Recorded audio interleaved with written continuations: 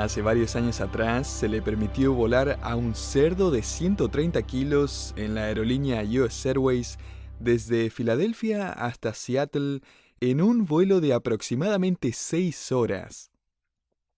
Dos pasajeros habían convencido a la aerolínea de que el cerdo necesitaba volar con ellos porque él era una especie de mascota terapéutica, algo así como un perro lazarillo. Así que la aerolínea permitió que el cerdo se sentara con sus dueños en primera clase. Los pasajeros del avión describieron a este cerdo como enorme, enojado y ruidoso.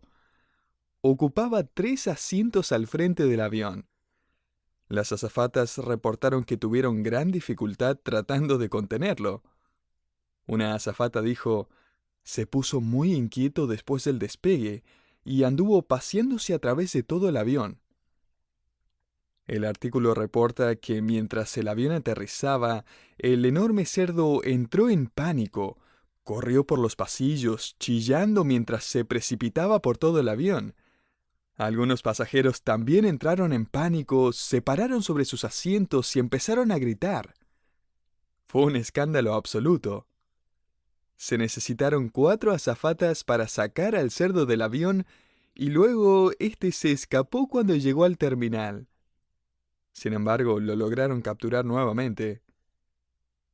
Cuando le pidieron que comentara acerca del tema, un representante de la aerolínea dijo: "Podemos confirmar que el cerdo viajó en nuestra aerolínea y podemos confirmar que esto nunca había pasado antes. También podemos confirmar que esto nunca volverá a pasar". Así que la próxima vez que no esté muy contento con la persona que le toca al lado suyo en el avión, solo recuerde que podría ser mucho peor. Sin embargo, la razón por la que quise empezar nuestro estudio con esa historia más bien extraña es porque cuando la leí me di cuenta que ese cerdo es la ilustración perfecta del orgullo. Para una persona, este era su compañero terapéutico, pero para todos los demás, este no era nada más que un animal molesto, egoísta y desagradable. De hecho, las personas que piensan que el orgullo no causa ningún problema y hacen un espacio para que éste se siente en primera fila, rara vez tienen alguna idea del desastre que están creando. Francamente, me gustaría que recordara esta historia. De hecho, la próxima vez que esté tentado a dejar que el orgullo viaje con usted, tenga en mente que este se parece mucho a un cerdo de 130 kilos. Finalmente va a arruinar su viaje en la vida y va a ser un desastre alrededor suyo. Empezamos esta serie de estudios acerca de la humildad con la ilustración perfecta de humildad, el Señor Jesucristo. Eso lo vimos en Filipenses 2, 5 al 11. El apóstol Pablo luego animó a la iglesia a demostrar esta misma actitud de abnegación y sacrificio de Jesucristo en medio de una generación torcida y perversa.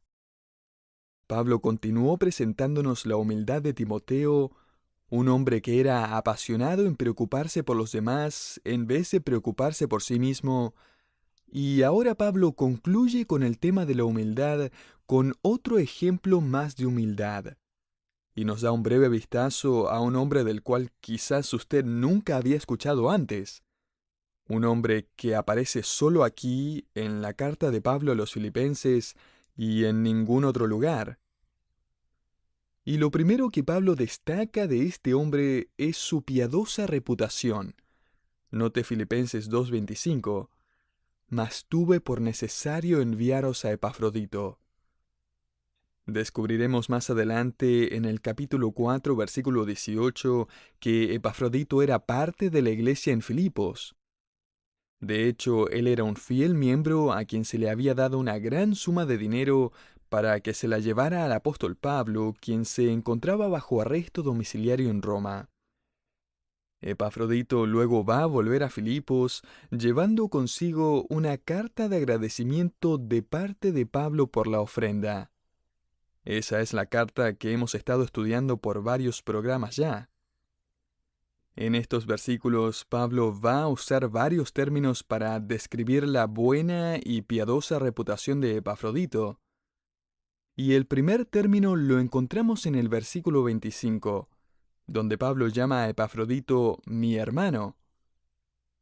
Y permítame agregar que este tipo de trato no era común en aquellos tiempos. Esto habría sorprendido a la audiencia de primer siglo. El mundo en que Pablo vivía hacía una clara división entre clases sociales, entre griegos y romanos, judíos y gentiles, ciudadanos y esclavos, aristócratas y campesinos. No habían hermandades o ese tipo de trato entre personas. Y aquí está Pablo, un judío de judíos, Timoteo, un mestizo como aprendimos en nuestro último estudio, mitad judío, mitad gentil, y Epafrodito. Epafrodito no tenía una gota de sangre judía en sus venas. Él era 100% gentil.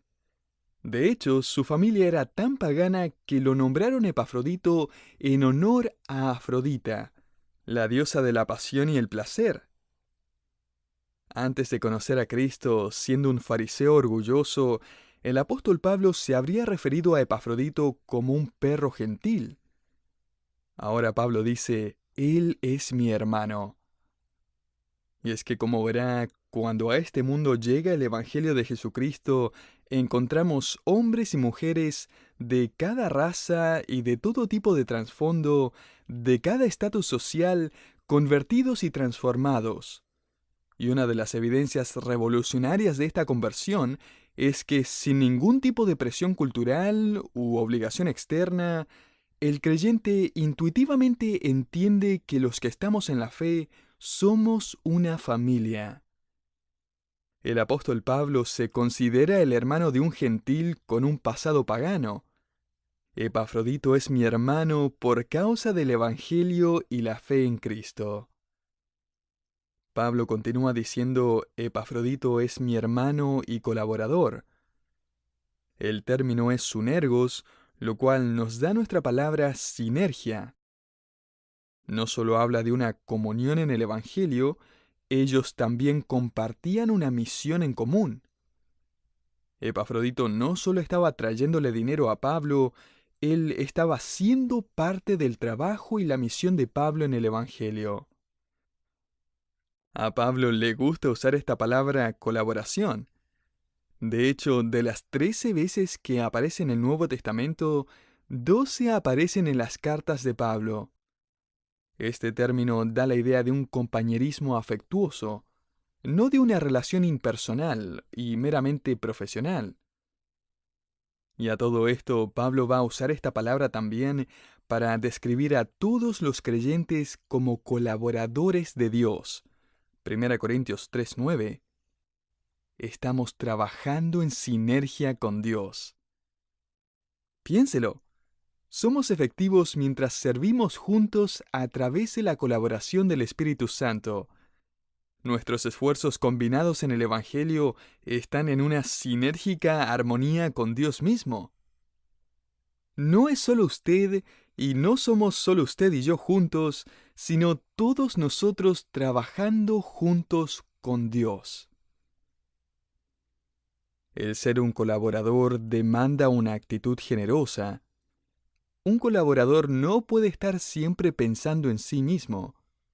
Eso se parece más a un cerdo en el avión. Un colaborador se preocupa por los otros que comparten su misma misión. La iglesia en Filipos, como hemos visto anteriormente, colaboraba fielmente con Pablo. Ellos se preocuparon por él y le enviaron dinero en manos de Epafrodito. En un momento en el que Pablo se encontraba en una enorme necesidad financiera y en una gran necesidad de compañeros y colaboradores genuinos, Pablo dice, Epafrodito, mi hermano y colaborador, me ha traído ambas. Finalmente, Pablo se refiere a este hombre en el versículo 25 como su compañero de milicia. De hecho, la palabra que Pablo usa aquí para Epafrodito, compañero de milicia, es la misma palabra que describe a los soldados romanos a quienes él está encadenado. Como si estuviera diciendo, estoy encadenado a estos soldados romanos con cadenas de hierro, pero agradezco a Dios que también estoy encadenado a un soldado leal y fiel con las cadenas del Evangelio y el amor fraternal. Varios estudiosos del Nuevo Testamento han especulado que el apóstol Pablo está anticipando algunas críticas en Filipos. Ellos quizás podrían estar pensando que Epafrodito había abandonado la misión y a Pablo para poder irse a su casa. Podemos imaginarnos a los miembros de la iglesia en Filipos diciendo, «Hey, ¿escuchaste que Epafrodito ya está de vuelta? ¿Tan pronto?» «Sí». Me pregunto por qué. Quizás era demasiado para él. Yo creo que abandonó. ¿Quién lo hubiera pensado? Necesitamos entender que estos términos fueron seleccionados cuidadosamente por Pablo para defender la reputación de Epafrodito. Epafrodito no es un holgazán, él no es un desertor. Él es mi hermano, mi colaborador, mi compañero de milicia. Note no solo su reputación, sino también sus responsabilidades. El versículo 25 continúa diciendo, vuestro mensajero. La palabra mensajero viene de la palabra griega apóstol, y Pablo la usa no para sugerir que Epafrodito era uno de los 12 apóstoles de Jesucristo. Esta palabra puede ser usada también para referirse a alguien que ha sido enviado como un emisario, enviado en una comisión especial. Hechos 14:14 y 2 Corintios 8:23. Y a decir verdad, Pablo pudo haber usado cualquier otra palabra para describir el fiel servicio de Epafrodito. Sin embargo, Pablo usó apóstolos para agregar un poco más de peso al fiel carácter de este hombre. Dicho de otra manera, no empiecen a murmurar acerca de él. Trátenlo como un emisario especial. Pablo agrega otra palabra, note, vuestro mensajero y ministrador de mis necesidades. Pablo usa lo que William Barclay llama una palabra magnificente, una palabra que los filipenses habrían entendido inmediatamente. El ministro en la antigua Grecia era una persona que amaba tanto a su ciudad que aportaba para los eventos cívicos con su propio dinero. El ministro quizás apoyaba financieramente a su embajada o a algún atleta olímpico, o construía un barco de guerra para su ciudad y le pagaba el salario a los marineros. Estos hombres eran benefactores tan reconocidos que fueron nombrados ministros. Esas eran las personas que, si vivieran en nuestra cultura, serían destacadas con doctorados honoríficos o medallas de honor. Quizás nombrarían una calle importante en su honor o les darían las llaves de la ciudad. Estos eran los ministros de la generación de Pablo. Y Pablo está diciendo, el hombre que está regresando con esta carta es un ministro escogido de Dios para mis necesidades. Ahora la pregunta sigue siendo, ¿por qué dejó Epafrodito a Pablo y volvió a casa? Mire el versículo 26. Porque él tenía gran deseo de veros a todos vosotros, y gravemente se angustió porque habíais oído que había enfermado. Así que él se había ido porque se había enfermado. Pero ahora, ¿qué tan enfermo estaba él como para necesitar irse? Note el versículo 27, pues en verdad estuvo enfermo, a punto de morir. Traducido toscamente diría, tuvo por vecino a la muerte. O sea, Epafrodito no solo tuvo un pequeño resfrío aquí en Roma. No es que tuvo una reacción alérgica a la comida italiana. Epafrodito había estado lo suficientemente enfermo como para que las noticias llegaran a Filipos y luego de vuelta a Roma, lo cual habría tomado por lo menos 3 a 4 meses. Y esto angustiaba a Epafrodito enormemente, porque él no quería que los hermanos en Filipos se preocuparan por él. Y a todo esto vale la pena reflexionar acerca de eso. Piense en esa humildad. Él estaba angustiado de que él fuera causa de angustia para otros. No como el cerdo del orgullo que realmente no le importa cómo se sienten los demás. Voy a correr por los pasillos, aunque la gente se incomode e interrumpa lo que sean que están haciendo porque me siento mal. Pero para que nadie piense que Epafrodito está usando su enfermedad como excusa para abandonarlo, Pablo dice, mire el versículo 30, porque por la obra de Cristo estuvo próximo a la muerte. Este no fue un resfriado común, no fue un episodio de fatiga. Epafrodito tenía literalmente un pie en la tumba y otro afuera. De hecho, Pablo mismo había asumido que iba a morir. ¿Cómo sabemos eso? Note el versículo 27. Pues en verdad estuvo enfermo, a punto de morir, pero Dios tuvo misericordia de él. Dicho de otra manera, la única razón por la cual él todavía vive es porque Dios lo quiso así.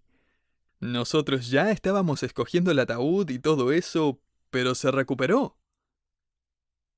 Pablo está comunicando claramente que esto no fue una cuestión de que Epafrodito respondió bien a la medicación o que descansó lo suficiente. No, Dios había intervenido misericordiosamente y le había salvado la vida. El enfoque aquí está solamente en Dios. No hay ningún milagro apostólico de sanación, ninguna oración de fe, ninguna junta de ancianos, ninguna intercesión desesperada de la iglesia. No, él iba a morir. Pero Dios. Déjeme comentar que este evento es una evidencia más de que el poder apostólico de sanación estaba disminuyendo hasta finalmente cesar. El poder milagroso de los apóstoles que validaba el Evangelio. Mientras que el Nuevo Testamento estaba siendo escrito, la era de señales y milagros apostólicos estaba llegando casi a su fin.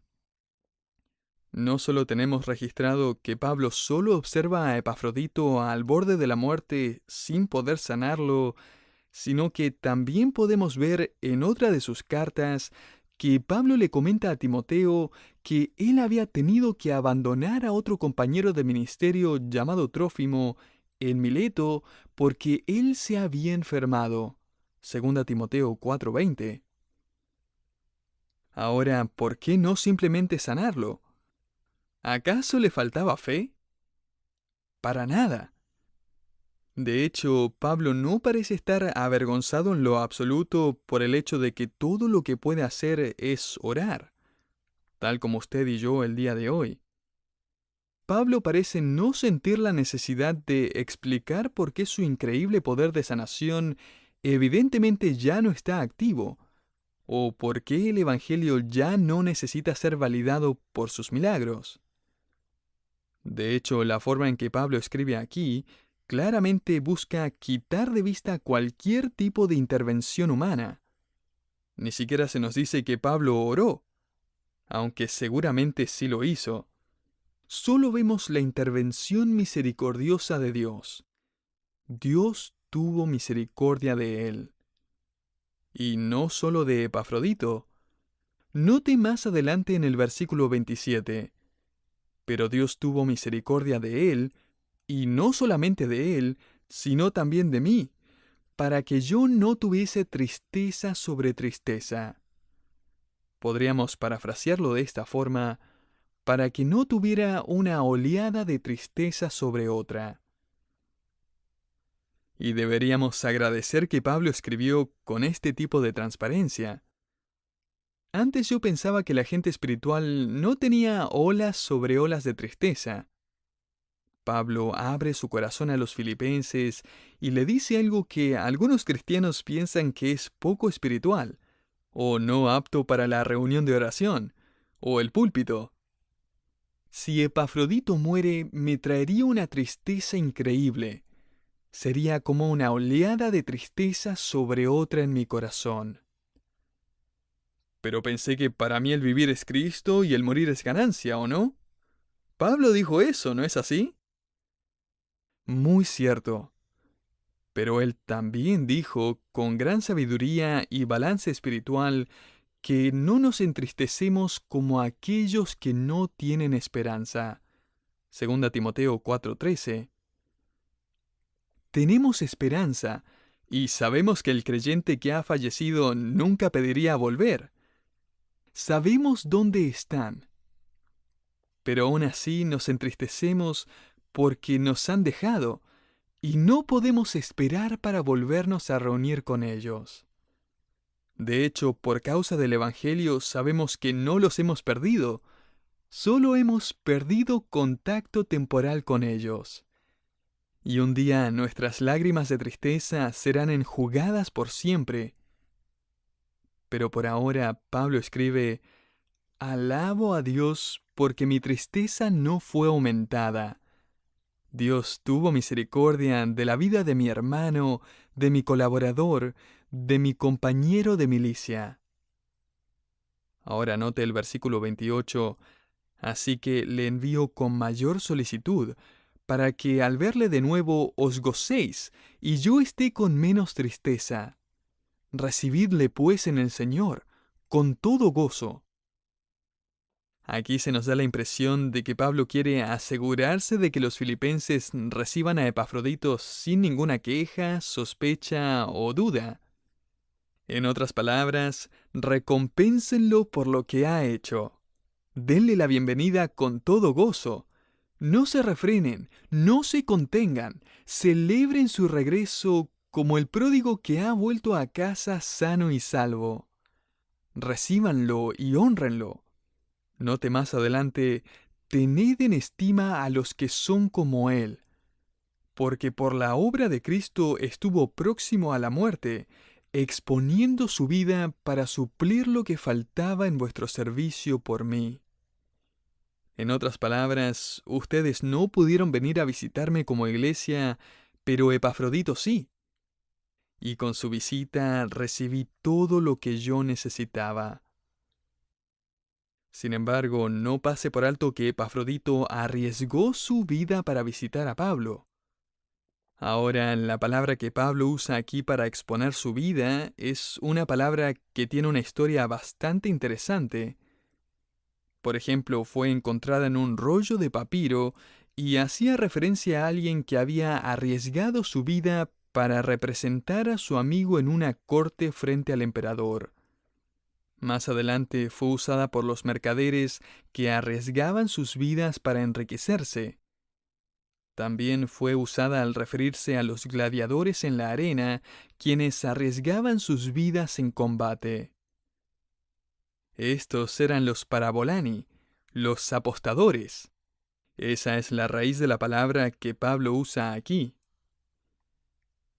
En el año 252 después de Cristo, una plaga se dispersó por Cartago. Los no creyentes, aterrorizados, huyeron, dejando atrás a sus propios familiares enfermos y moribundos. Cipriano, el líder de la iglesia en Cartago, juntó a su congregación y juntos decidieron enterrar a los muertos y cuidar de los enfermos, exponiendo sus propias vidas. Como resultado, ellos rescataron a muchísimas personas de la muerte y salvaron la ciudad entera de ser desolada. Ellos fueron llamados parabolani, un término que fue ofrecido con gran honor a todos aquellos que con valor temerario estuvieron dispuestos a entregar sus vidas para salvar a otros. Y aquí Pablo está dándole a Epafrodito los más grandes honores. Él es uno de estos parabolani. Él es uno que apostó con su vida para el avance del Evangelio. Él lo arriesgó todo por Cristo.